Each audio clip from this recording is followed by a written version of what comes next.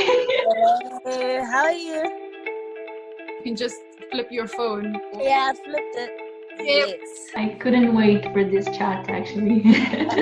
I've been watching the news and every time I'm like, when is this call happening? Because wow. Yeah. We're good.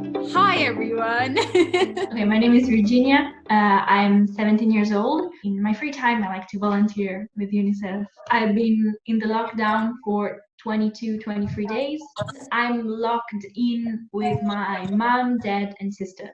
I'm Zoleka Monta, commonly known as Zoe Monta. And I was just fortunate enough to meet people who introduced me to working with UNICEF and volunteering for UNICEF. I've been on lockdown for 4 days now with my granny, my mom, my aunts, siblings, and nephews and nieces.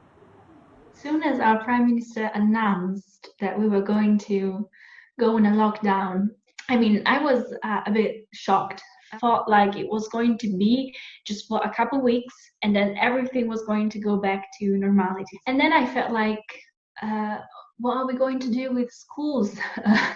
Are we going to pass the year? What am I going to do with my friends? And with the elderly people, who's going to buy groceries for them? Like, how are we just going to, be able to handle this? And I then understood that I had to calm down a bit and just try and see the situation from, different perspectives. We were not told anything for like the past 2 weeks, and people kept on dying. I kept on seeing on the news. So I was waiting on that announcement. But what really struck me was, okay, since we have to go back to our homes, do other people have homes? Are we equipped enough to work from home? For instance, in townships, we have issues of not having Wi-Fi or networks. We already have a high unemployment rate in South Africa. The lockdown is still going to affect a lot of people's jobs. What or who has been your biggest source of joy during the lockdown? Right now, I would say it's my family because I'm with them. And we try creating our own fun. My granny, every minute she's telling me, go wash your hands, go do this. So yeah, that's my experience of being at home with family right now. So this morning, me and my mom decided we're going to start exercising together. It went well for the first day. I don't know about tomorrow, but yeah, but sometimes I really do miss my space. And outside my family, it's definitely my followers on Instagram because I play Q&As every now and then just to keep myself entertained. I'd say that it's not all fun and games, for sure. Especially after a couple of weeks, things start to get a little bit harder. We can, of course, meet and eat together and talk together a lot of the time, but also everyone has the space to go back to, and we are discovering new things about each other, new interests, a new way to pass the time and spend time together. And so definitely my family is a big source of joy. I've got my uncle who is basically leading the COVID response in my region. He's a doctor and an epidemiologist, and he is very much at risk. And so we're all a bit, scared because the state is running out of masks and is running out of clothes and is running out of protective dresses, and so he lacks those, and we are a bit scared, but we know that it's his job, so he's serving our region and our country, and we're really proud that he's doing this. Your uncle is a true hero.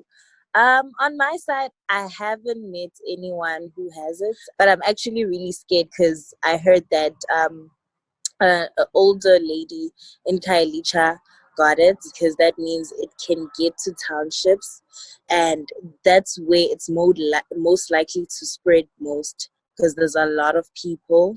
I'm praying that no one who's part of my close friends' family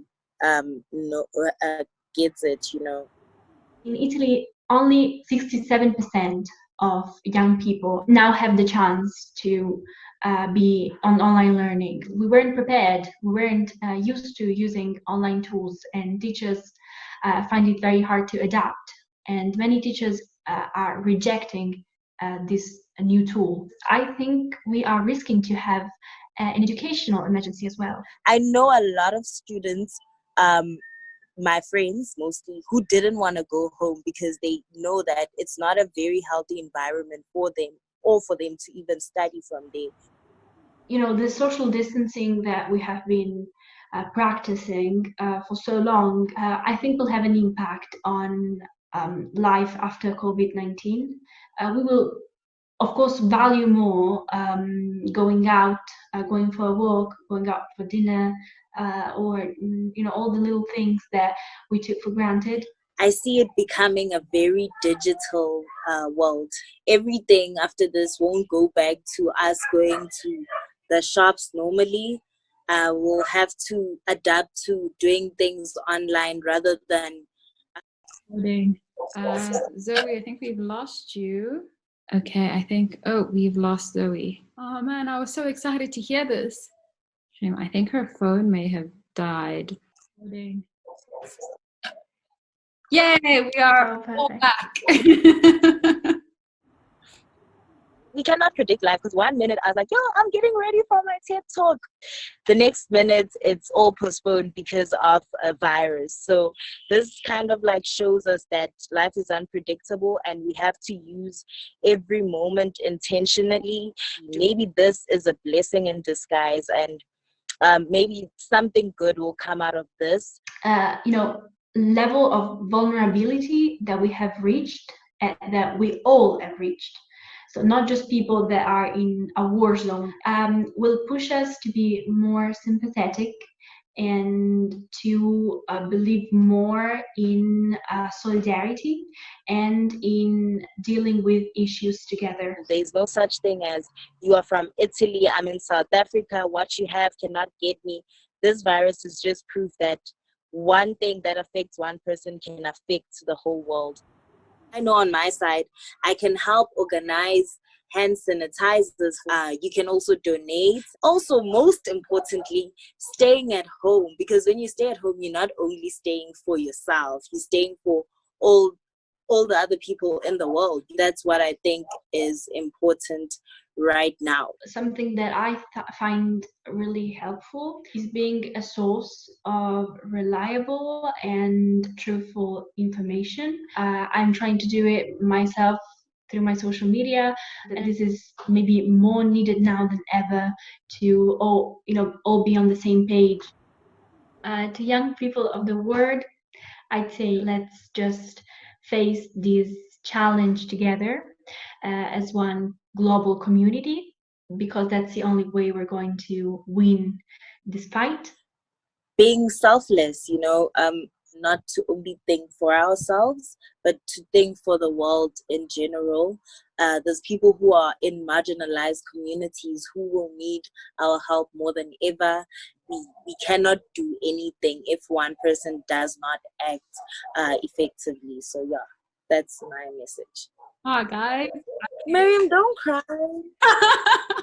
Not gonna cry. I hope we all get to hang out one day when we're allowed out of the house.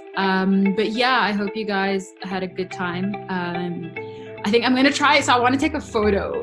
So I need everyone to smile while I take a screenshot. Okay, is everyone ready?